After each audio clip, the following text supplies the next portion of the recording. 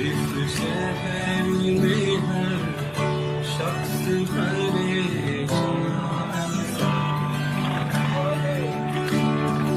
ये जलन।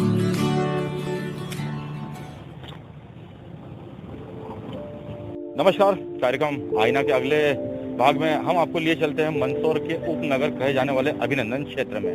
एक बड़ी आबादी इस ओर बसती है, मगर इनकी विडंबना यह है कि इनके पास अभी के हालात में आने जाने के लिए कोई रास्ता शेष नहीं बचा है। रेलवे स्टेशन का अंडरब्रिज अभी बन रहा है, संजीत रोड का ओवरब्रिज भी बन रहा है, और ऐसे में एकमात्र ब्रिज जो अंडरब्रिज गीता भवन के वहां का था उसको भी पूरी तरह से खोद दिया गया, जिस कारण यहाँ की आबादी भारी परेशानियों में चल रही है। आप देख सकते हैं कि हम उसी वक्त इसी क्षेत्र में खड़े हैं और इस बार हमने ये मास्क कोरोना संक्रमण को देखते हुए नहीं लगा रखा। यहाँ पर उड़ने वाली धूल मिट्टी के कारण हमने ये मास्क यहाँ पर लगा रखा है। अब आप सोच सकते हैं कि जब हम जरा सी देर के लिए यहाँ पर आए हैं तो हमें मास्क लगाना पड़ा। जो रोज यहाँ पर रहते हैं, जो दुकानदारी करते हैं, जो आवागमन करते हैं, उनकी यहाँ पर क्या हालत हो रही होगी। प्रशासन और जनप्रतिनिधि शायद इस ओर से पूरी तरह से आंखें मूंदे बैठे हैं। इस कारण एक बड़ी आबादी रोज यहाँ परेशानियों से गुजर रही है। आइए हम जानते हैं यहाँ के कुछ लोगों से बात करके कि वो इसके बारे में किसको जिम्मेदार मानते हैं और उनकी वर्तमान हालत क्या चल रही है।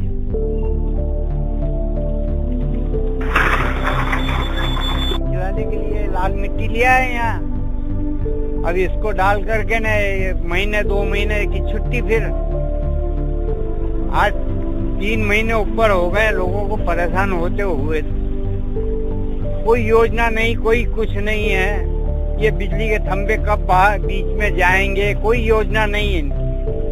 क्या जनता जो है सब तरह से परेशान है। उधर का रास्ता बंद, इधर का रास्ता बंद। आखिर कब इसका इलाज कब होगा कोई समझ में ही नहीं आ रहा है। बस बाटे डालना और ये घुमा देना। 5-6 दिन चुप रहेंगे, फिर 5-7 दिन बाद वो रोलर आएगा, 2-4-5 राउंड लगाए, ये गए अग्गा है। क्या रोड इसको कहते हैं बनाना? ऐसा कौन सा ठेकेदार है? हुज्जड़ ही है। और अधिकारी भी सब, किसी को कोई नजर नहीं आ रहा है।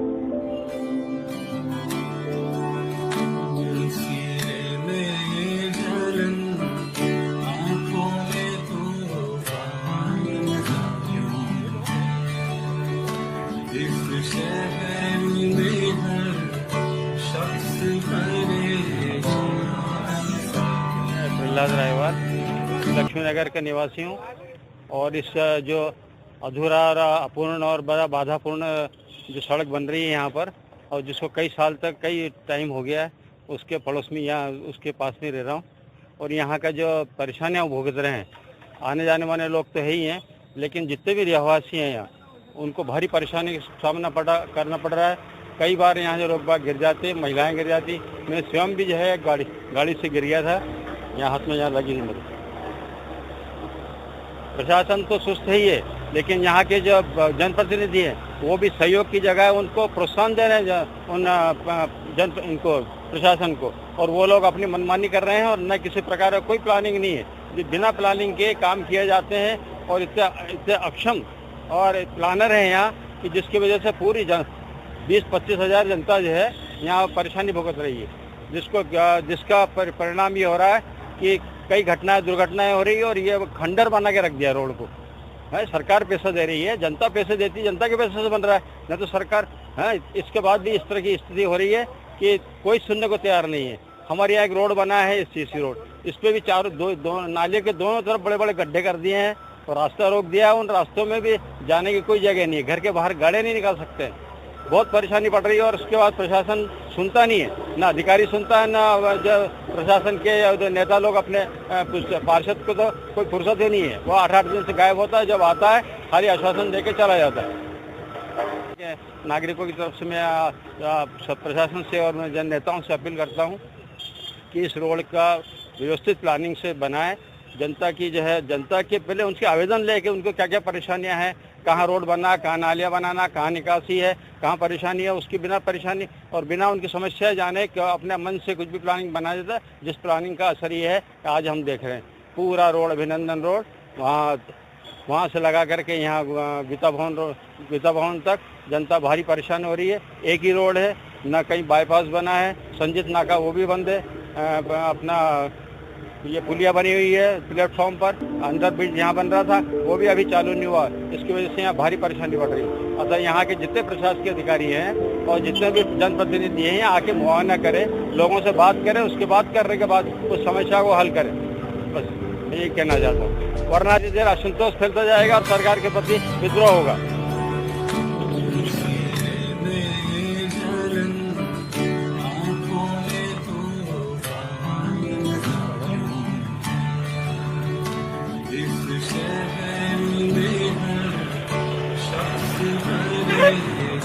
अभी हाल ही के अंदर पिछले दिनों महिला कांग्रेस ने यहाँ पर प्रशासन का ध्यान आकर्षित करने के लिए एक कीर्तन का आयोजन करा। स्वाभाविक है, जब लोग परेशान होंगे तो विपक्ष तो उस मुद्दे को उठाएगा ही। बड़ी संख्या में यहाँ पर महिला कार्यकर्ता और स्थानीय लोग उपस्थित हुए, जिन्होंने भजन कीर्तन करके प्रशासन और जनप्रतिनिधियों का ध्यान इस ओर आकर्षित किया। वोट मांगते हाजी, आप वोट है देते हाजी, आप वोट है देते हाजी, वो चोट है करते हाजी, अब हम सोचेंगे हाजी, हम वोट करेंगे हाजी, अच्छी चोट करेंगे हाजी। अच्छा, और भी समस्याएं हैं। महिला कांग्रेस अध्यक्ष होने के नाते आपने अभिनंदन की समस्या को देखा और समझा, और इसके लिए आपने एक शुरुआत भी कर दी।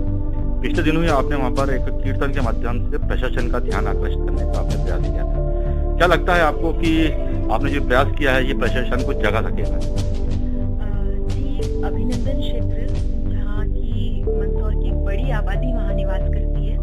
अभी बहुत समय से आप देख रहे हैं कि रोड बहुत ज्यादा खराब हो रखे हैं। वहाँ उस क्षेत्र में पहुँचने के 3 रास्ते हैं और 2 रास्ते बंद हैं, संजीत वाली पुलिया और मिड इंडिया वाला ब्रिज जहाँ काम चल रहा है। लेकिन जो तीसरा रास्ता है, वहाँ के आसपास के जितने भी गांव हैं, वहाँ का आवागमन का रास्ता भी अभी सिर्फ एकमात्र रास्ता है और वहाँ भी सरकार ने अदूरदर्शिता और लापरवाही के कारण उस रोड को भी खोद डाला। अब वहाँ के जो अभिनंदन निवासीगण जो हैं, वो अभी अराजकता और व्यवस्थाएं वहाँ भयंकर से फैली हुई है और एक नारकी जीवन जीने पर त्रस्त हो रखे हैं।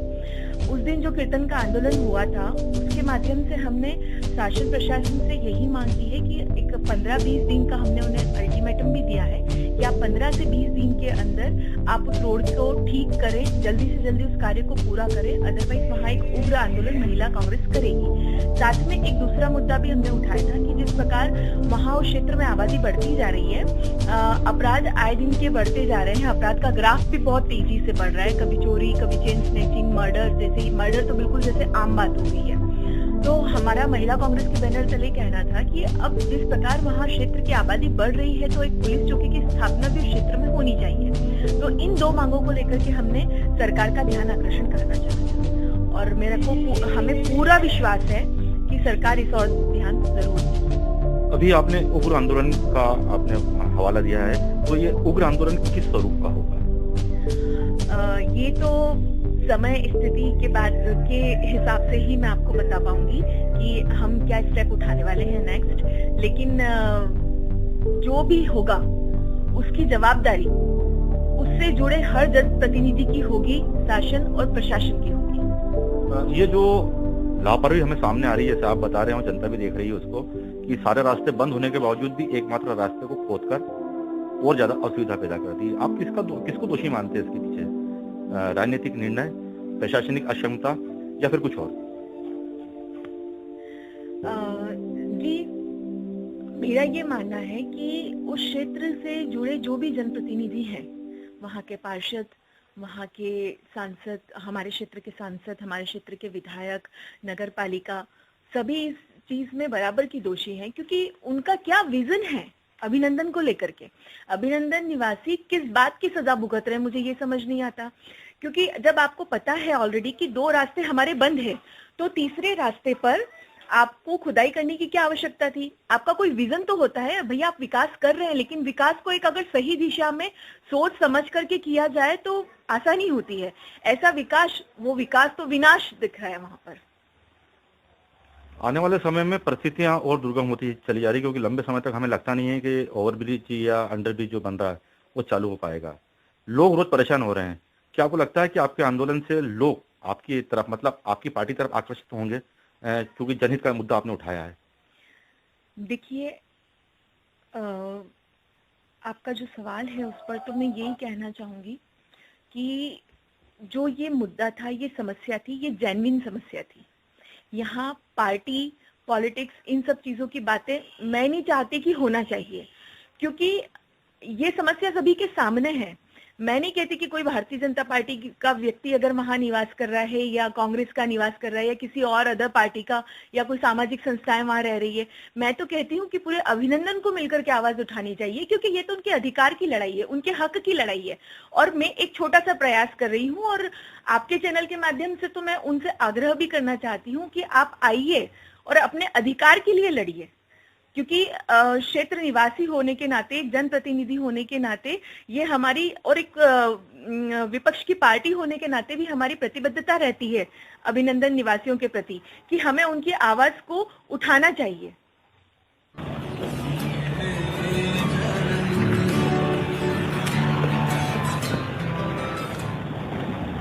अंडर ब्रिज से लगा के साईनाथ मंदिर से जो सड़क बन रही है उसमें बहुत तकलीफ आ रही है। व्यापार के अंदर भी और आए दिन एक्सीडेंट हो रहे हैं, माँ बहनें गिर रही है और सारा चौपट इधर खराब खत्म पड़ा हुआ है और कुछ भी काम नहीं हो रहा है। प्रशासक इसको कोई ध्यान दे नहीं रहा, ना ही कोई नेता लोग इसका ध्यान दे रहा है। आए दिन इधर एक्सीडेंट हो रहे हैं और गाड़ियाँ आपस में भिड़ रही है, ना ही कोई धंधा हो रहा है, सारे बेरोजगार बैठे हुए हैं। प्रशासक कोई ध्यान दे नहीं रहा है, ना ही विधायक जी दे रहे हैं, ना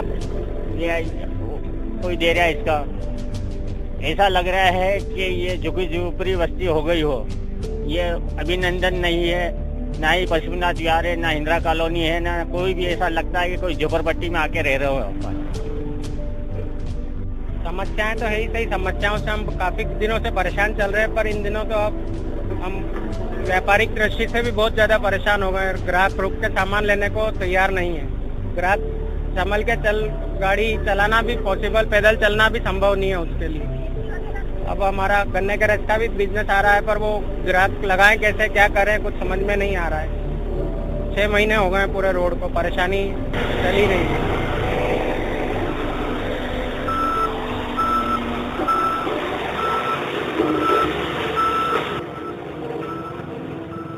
इस अभिनंदन क्षेत्र का दुर्भाग्य है कि लगभग 30,000 से अधिक यहाँ के जो 3-4 वार्ड नंबर 4, वार्ड नंबर 5 और वार्ड नंबर 21, 3 वार्डों के लगभग 25 से 30,000 लोग यहाँ पे निवास कर रहे हैं। उसके अलावा जो संजित रोड जो क्षेत्र है वहाँ के भी जो रहवासी है वो सभी इस रोड का उपयोग कर रहे हैं। उसके बावजूद पता नहीं है प्रशासन क्या मजाक इन रहवासियों के साथ कर रहा है कि ये लगभग 2 माह से अधिक इस सड़क को बीत गए हैं। इस सड़क पे आप देखेंगे कि रोज एक दो एक्सीडेंट रोज हो रहा है। मुझे L4 L5 स्लिप डिस्क की तकलीफ है, मैं रोज इस तकलीफ को मुझे झेलना पड़ रहा है। मुझे जैसे हजारों लोग जो नए लोग जो इस तकलीफ में आ गए हैं वो लोग इस तकलीफ को झेल रहे हैं। रोज गाड़ी का पत्थर, जो तेज गाड़ी निकलती है उसका पत्थर उछलता है, किसी के दुकान का कांच फूट जाता है, किसी गाड़ी का कांच फूट जाता है, किसी के सिर में लग जाती है, किसी का पैर टूट जाता है। मतलब लगभग ये दुर्घटना का केंद्र बिंदु हो गया मंदसौर क्षेत्र का ये। और शासन और प्रशासन इस ओर ध्यान नहीं देना चाहता। ये बड़े हास्यास्पद स्थिति है। सीएमओ साहब को फोन लगाते हैं, सीएमओ साहब फोन नहीं उठाते हैं। ठेकेदार से बात होती है, ठेकेदार कहते हैं कि यार जो हमें निर्देश वहां से मिलेगा हम उसका पालन करेंगे। मतलब ये इस क्षेत्र का दुर्भाग्य कहेंगे कि विकास के नाम पर जिस तरह का विनाश इस क्षेत्र में जो भी वर्तमान में देखने को मिल रहा है वो बेहद मतलब पीड़ादायक है। हम तो शासन और प्रशासन से यही मांग करते हैं कि इस पीड़ा से जल्द उबारने का काम करना चाहिए और इस क्षेत्र का जो लोगों के जो सपने देखे थे इस सड़क को लेकर के, उस सपनों को पूर्ण करना चाहिए। सड़क आपने बना दी, फिर से नाली का काम ये वापस से अवरुद्ध होगा। इनको एक काम खत्म होता है उसके बाद में ये पता लगता है हमने तो अभी वो किया ही नहीं। इनके पास कोई कार्य योजना नहीं होती है, केवल इनका काम है कि कार्य करना और जनता को परेशान करना। सिर में जलन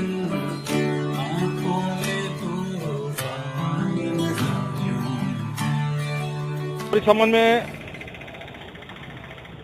मंदसौर शहर ब्लॉक कांग्रेस कमेटी के अध्यक्ष मोहम्मद हनीफ शेख क्या कहते हैं, क्योंकि मुद्दा अब सीधे सीधे राजनीतिक हलकों में चर्चा का विषय केंद्र बन चुका है। आइए बात करते हैं मोहम्मद हनीफ शेख से। अभी जो महिला कांग्रेस ने जो इस मुद्दे को लेकर जो आंदोलन किया है, आप क्या मानते हैं ये आंदोलन क्यों करना पड़ा, और जो यहाँ पर स्थिति बनी हुई है जहाँ लोग परेशान हो रहे हैं यहाँ पर, इसके पीछे लापरवाही किसकी मानते हैं? लगातार आपने देखा कि 40 साल से भारतीय जनता पार्टी की परिषद नगर में जो काबिज है और लगातार वो जनता से जुड़ी हुई योजना में हमेशा विफल रही है। उन्होंने भूमाफियाओं को लाभ पहुंचाने का काम शुरू से करा है। आप देखिए कि बड़े आश्चर्य की बात है कि जब अभिनंदन विकास की जब बात हो रही थी तो अंडर ब्रिज के नाम से जनता को आंदोलित होना पड़ा, और एक जो मिड इंडिया वाला अंडर ब्रिज है जो अभी पूर्ण नहीं हुआ, और दूसरा जो ओवर ब्रिज है वो पूर्ण नहीं हुआ, और नगर पालिका ने हिटलरशाही करके मेन रोड को भी खोल दिया। तो कहीं ना कहीं नगर पालिका और जो प्रशासक और जो यहाँ के जो शासक बैठे हुए हैं उनको पूरा एक जो अभिनंदन क्षेत्र है वो कितना कष्ट भोग रहा है। हमने जब परिषद में इसके माध्यम से जब उठाया कि सबसे पहले जो अंडर ब्रिज जो दोनों बन रहे हैं और जो मिड इंडिया का जो अंडर ब्रिज है और उसके पास वाला जो अंडर ब्रिज है, उस अंडर ब्रिज से मेन सड़क को पहले बनाई जाए, लेकिन तत्कालीन नगर पालिका अध्यक्ष राम कोटवानी जी ने उस फाइल को मंजूर नहीं करते हुए खाली अलाउदा खेड़ी वाले रोड को तरजीह दी ताकि भूमाफियाओं को लाभ मिले। और आप देखिए कि जो सीमा नगर सीमा में नहीं है, और सबसे आश्चर्य की बात है कि इसकी शिकायत माननीय तत्कालीन कलेक्टर महोदय को 323 कोड में भी हमने लगाई, लेकिन आज तक संज्ञान नहीं हुआ। तो बड़े आश्चर्य की बात है कि वहाँ रोड बन के तैयार हो गया और इस रोड में आज भी जनता पीड़ा भोग रही है। जब आपको पता था कि मिड इंडिया अंडर ब्रिज का काम शुरू होने वाला है और वो रास्ता बंद होने वाला है, ओवर ब्रिज उससे पहले बंद हो चुका है, उसके बाद भी आपने जब वो road mid India under bridge जब बंद नहीं हुआ उससे पहले वो रोड को पहले बनाना था। आज वो भी रोड खोल गए और ठेकेदार समय पे काम नहीं कर रहा है। इसी को लेकर कांग्रेस जन ने पहले एक बड़ा एक आयोजन भी पद्मावती रिसोर्ट के सामने करा था और जनता से कहा था कि किस तरह से ये हिटलरशाही कर रही है। और जो महिला कांग्रेस ने अभी जो कीर्तन करा है, ये भारतीय जनता पार्टी और प्रशासक को जगाने का कार्य करने के लिए महिला जितने भी कार्यकर्ता थे वो भजन कीर्तन करते हुए बैठी थी और उन्होंने मांग रखी कि शीघ्र इस कार्य को पूर्ण कराया जाए। मुद्दा आप मानते हैं इतना बड़ा है, जनता भी वहाँ पर परेशान है, उनके हाल बेहाल है, क्योंकि वहाँ पर आने जाने का कोई अन्य वैकल्पिक मार्ग नहीं है। अभिनंदन के अलावा वहाँ से ग्रामीण क्षेत्रों में जो संजित ग्राम है वहाँ तक की जनता उस रास्ते का प्रयोग करती है। आप मान चुके हैं कि सब मुद्दा काफी बड़ा है, तो क्या इस मुद्दे को आगे लाने के लिए, जनता की सुविधा के लिए क्या आप लगातार नियमित तौर पर कुछ न कुछ कार्रवाई करेंगे ताकि जल्दी जल्दी इस समस्या का समाधान हो सके? मैदान में आएंगे आप जल्दी से जल्दी? बिल्कुल पहले भी 2-3 ज्ञापन इसके माध्यम से हम लोग दे चुके हैं। एक श्राद्ध भी हमने वहाँ रोड पे किया है, उसके बाद महिला कांग्रेस, और लगातार अब कांग्रेस एक जन आंदोलन के रूप में जनता को साथ लेकर उसमें कार्यक्रम की रूपरेखा बना रही है। और जिस तरह से जो लेट लतीफी जो हो रही है और वहाँ के लोग जो पीड़ा भोग रहे हैं, अब बड़ी आश्चर्य की बात है कि मुख्यमंत्री शिवराज सिंह जी चौहान जब चुनाव आता है नगरीय निकाय का तो 2-3 बार वो उस क्षेत्र में आते हैं और जितनी अवैध कॉलोनी को वैध कर दूंगा और विकास की गंगा बहा दूंगा। तब तो लगातार 15 साल से 15 महीने छोड़ के लगातार 18 साल से शिवराज सिंह जी चौहान ही बैठे हैं। मैं माननीय यहाँ सभी जो जनप्रतिनिधि नेता है उनसे भी कहना चाहूंगा कि आप ही आग बूंद करके छोड़ रहे हो। अगर भूमाफिया को लाभ पहुंचाना है तो आपकी परिषद ने तत्काल उस रोड को बना दिया। जब आपको पता है कि हमारा ओवर ब्रिज बंद है, अंडर ब्रिज जो मिड इंडिया का बंद होने वाला है और जो मुख्य मार्ग है इसी पे सारा दबाव रहेगा, लेकिन उसके बाद भी आपने इस चीज को तरजीह नहीं दी। और अब जब सब एक ही दबाव एक ही मार्ग पे है और उन गाँव में जाने के लिए भी रास्ता हुई है, संचित में जाने के लिए भी रास्ता हुई है, उस रोड को खोद के और समय पे ठेकेदार काम नहीं कर रहा है, ये किसकी लापरवाही है?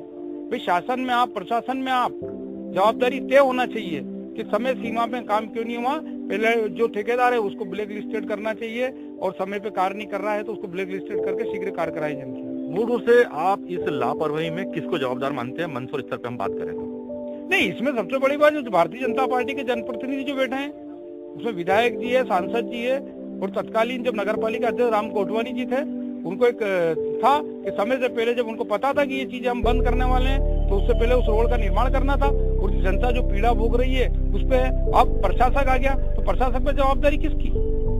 शासन भारतीय जनता पार्टी का प्रदेश लेवल पर, प्रशासक भी कलेक्टर उन्हीं के अधीन में बैठा है, लेकिन लगता है कि कलेक्टर साहब भी इस ओर ध्यान नहीं दे रहे हैं और मुख्य नगर पालिका अधिकारी को तो कोई लेना देना ही नहीं मंदसौर नगर में क्या हो रहा है। लेकिन मेरा ये कहना है कि एक मॉनिटरिंग हो और समय पे काम पूर्ण हो, और जो अवैध कॉलोनी को वैध करने का झुंझुना आप हमेशा नगर के पकड़ा रहे हो, और इस बार भी वही तैयारी चल रही है। नगरीय निकाय की चुनाव 8 हुई और झुंझुना पकड़ाना शुरू करते हैं कि हम वेद कर रहे हैं। अरे वेद करने के बाद विकास कब होगा? ये झुंझुना तो हम 10 साल से देख रहे हैं, लेकिन इसमें मेरा जनता से भी अपील है कि आपके सहयोग के बगैर कांग्रेस पार्टी कुछ नहीं कर सकती। जब तक जनता की सहभागिता नहीं होगी, हम लोग तो तत्कालीन जब समय समय पर अपने मंच के माध्यम से आवाज उठाते हैं, लेकिन जनता को भी साथ आना पड़ेगा, तभी ये जन आंदोलन बनेगा। इन सबको लेकर विपक्ष तो आगे आएगा ही और मुद्दे को अपने हाथ में लेगा, भले फिर पक्ष के लोग जरूर कहें कि इस पर राजनीति हो रही है। इन धूल उड़ाती सड़कों पर ज्यादा देर टिकना मुश्किल नहीं है, मगर सोचिए उन लोगों का जो रोज इस रास्ते का उपयोग करते हैं। सिर्फ अभिनंदन ही नहीं बल्कि संजीत रोड क्षेत्र में जाने वाले ग्रामीण क्षेत्रों के लोग भी इस सड़क पर से निकलते हैं। रोज ये धूल मिट्टी उनकी सांसों में जाती है। इन सड़कों से उनके वाहन उनके शरीर का भी नुकसान हो रहा है, मगर इनका जवाब लेने वाला कोई नहीं, जवाबदेही लेने वाला कोई नहीं। लगता है कि शायद अभी फिलहाल इस क्षेत्र की नीति ही यही है, क्योंकि न तो प्रशासनिक अमला इस ओर कुछ करता हुआ नजर आता है, न राजनीतिक इच्छा इस ओर कुछ करने की हमें नजर आती है। विपक्ष के आरोप प्रत्यारोप और जनता के गुस्से के बाद में अब हम बात करते हैं इस मुद्दे पर यहाँ के पूर्व पार्षद प्रतिनिधि आशीष गौर से। आशीष जी, हमने वहां जाकर देखा है अभिनंदन क्षेत्र के अंदर लोग काफी परेशान हैं। लोग काफी दिनों से परेशान हैं और मान के चल रहे हैं कि पूरी गलती इस बार यहाँ पर होने जो गलती यहाँ पर हुई है, लापरवाही हुई है, पूरी तरह से राजनीतिक दूरदर्शिता के अभाव है। उनके क्या कहते हैं आप? देखिए, आपका कहना बिल्कुल वाजिब है। काफी समय से जो क्षेत्र की जनता परेशान है, चूंकि मिड इंडिया अंडरब्रिज का काम प्रगति पर है, इस कारण से वहाँ का रास्ता अवरोधित है।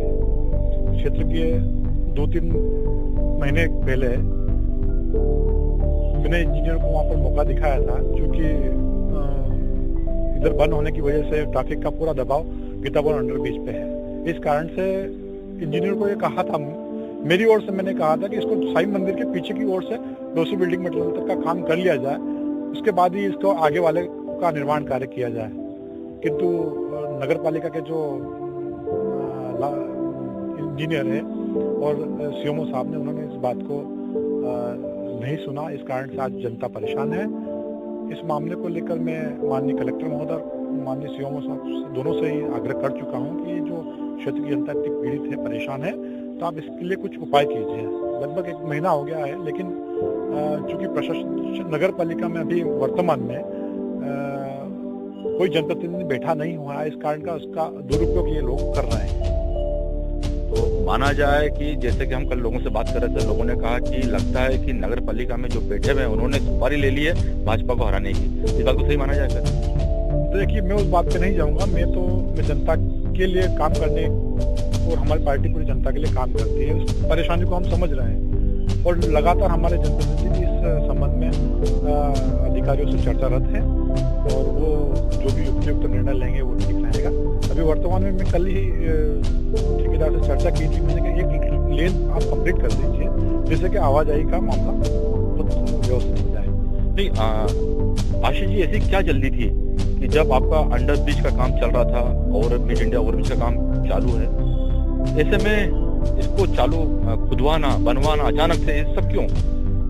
इस मामले में लोगों का कहना है कि हमारे क्षेत्रीय जो सांसद हैं, विधायक हैं, आप हैं और अन्य जो पदाधिकारी हैं आपकी पार्टी के, उनकी लापरवाही है इसके अंदर। अगर वो चाहते तो काम या तो चालू नहीं होता, और यदि होता तो फिर व्यवस्थित ढंग से चालू होता। देखिए, लगभग 1 साल पहले इसका भूमि पूजन कार्यक्रम हुआ था 25 जनवरी 2020 को। उसके बाद में इसका काम चालू होने की थी, लेकिन कुछ कारण से, क्योंकि अंडरब्रिज मिड इंडिया वाला बंद पड़ा था, इस कारण से इसको रोका गया था। काफी लंबा समय हो गया था। जनता की संबंधित जो लोकल लोग हैं, उन्होंने 181 पे शिकायत करके अधिकारियों पे दबाव बनाना चालू किया। इस कारण से अधिकारियों ने सोचा कि इसको काम को जल्दी से जल्दी किया जाए, किंतु यहाँ पर नगर पालिका के इंजीनियर और ठेकेदार की बड़ी लापरवाही मैं मानता हूँ।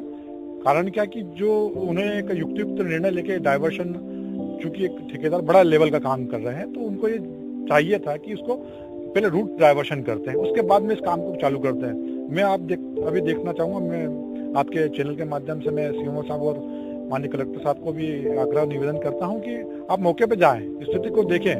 कहीं भी डाइवर्शन नहीं दिया है और ठेकेदार ने कहीं भी ऐसी दुर्घटना का कोई व्यक्ति कोई शिकार हो जाता तो वहां पर कोई ऐसा कोई चिन्ह वहां पर अंकित नहीं किया। इस कारण से निश्चित तौर से मैं लापरवाही मानता हूँ ठेकेदार की और इंजीनियर की। लोगों का मानना है कि उज्जैन में जिस ठेकेदार को दिया गया उसके पास में मात्र एक डंपर है, एक जेसीबी है और कुछ थोड़े से मजदूर हैं। क्या आवश्यकता पड़ गई थी ऐसे व्यक्ति को ठेका देने की जिसके पास पूरी सामग्री नहीं है, मशीनरी नहीं है, मजदूर नहीं है? देखिए, हम 2 दिसंबर के बाद से हमारी परिषद नगर भंग हो गई थी। उसके बाद जो हमारा जो क्षेत्राधिकार होता है वो सिर्फ हम निवेदन दृष्टि से हम बात कर सकते हैं। हमारे जनप्रतिनिधि से हमने इस समय बात भी करी और माननीय कलेक्टर महोदय से मैंने कई बार आग्रह निवेदन भी किया है, किंतु स्थिति में अब थोड़ा बहुत सुधार आया है। पीछे चूंकि डोजिंग बिल्डिंग मटेरियल से लेकर आगे तक का जो काम चल रहा है वो अब वहाँ गति पकड़ चुका है, क्योंकि 2-3 विभागों के काम वहाँ पर चल रहे हैं।